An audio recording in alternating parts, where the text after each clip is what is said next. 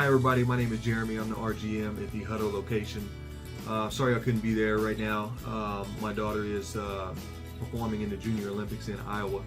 A couple of months ago in the Ryan area general manager meeting, we were asked to read a book titled Extreme Ownership. In this book, these former Navy SEALs give these 10, 12 principles that they use that they got from the battlefield and they're now applying it in the business world. Fortune 500 companies and other corporations are calling these guys in to assess their issues, and basically they come down to the fact that there are no bad teams, there's only bad leaders. So ouch and amen, right? So these guys have done a great job in this book, and I encourage you guys to read it. It has greatly influenced me during this journey of reading it. So during our area manager, not our area manager, but during our general manager meeting, Karen asked us to read this book. So after reading it, she wanted us to bring one of the principles to our next general manager meeting. So I took a more personal approach to the book as I was reading it, and really wanted to use one of the principles to apply it to not only my job with Pizza Hut, but personally as well. So I took a more personal approach. And for me, for those of you who may or may not know me that well personally, but I am in recovery, and as a recovering addict, the big book teaches us that drugs and alcohol are but a mere symptom of the problem. So what are you left with? You're left with the pride and the ego and all the other character defects that a person is left with after they stop using and after they stop drinking. So I chose ego because I felt like that was something that I have dealt with and I continue to deal with, and that is one of my character defects that I need to continue to address. So I did. I took a good look at it, and I continue to take a good look at it on a daily basis. Now, don't get me wrong, ego is not a bad thing. Ego drives us to be the best. Ego drives us in our passion. Ego drives us to win. Ego can be a good thing. However, the book addresses it more in a negative tone, in the sense that this is what keeps good leaders from becoming great. So I want to discuss a few things about ego that I got from the book and how I'm applying that at my store and with my people.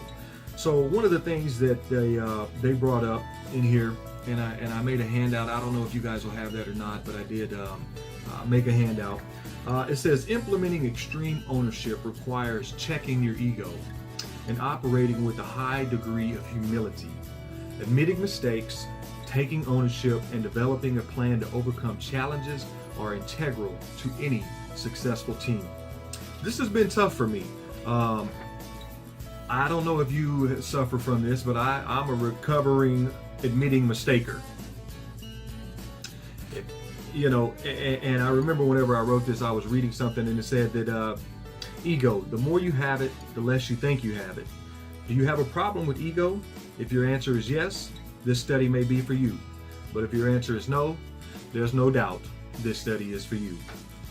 So, another thing that Jocko brought up was, for leaders, the humility to admit and own mistakes and develop a plan to overcome them is essential to success. The best leaders are not driven by ego or personal agendas. They are simply focused on the mission and how best to accomplish it.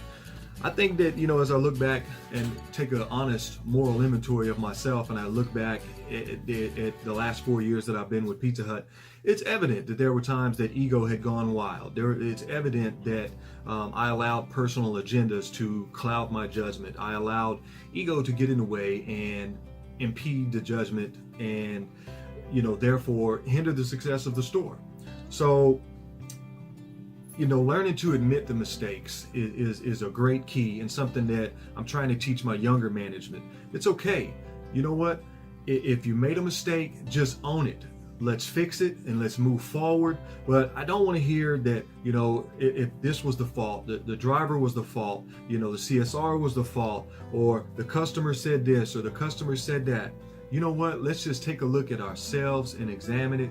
And I think that teaching these younger management and these younger managers the importance of setting aside your ego and allowing yourself to humble yourself and just say, you know what, I did it. I'm responsible for the matrix. I'm responsible for, the delivery time. Yes, there are certain things that can hinder it, but for the main part, I'm responsible. Okay. Another thing that Jocko wrote is ego clouds and disrupts everything. The planning process, the ability to take good advice, and the ability to accept constructive criticism.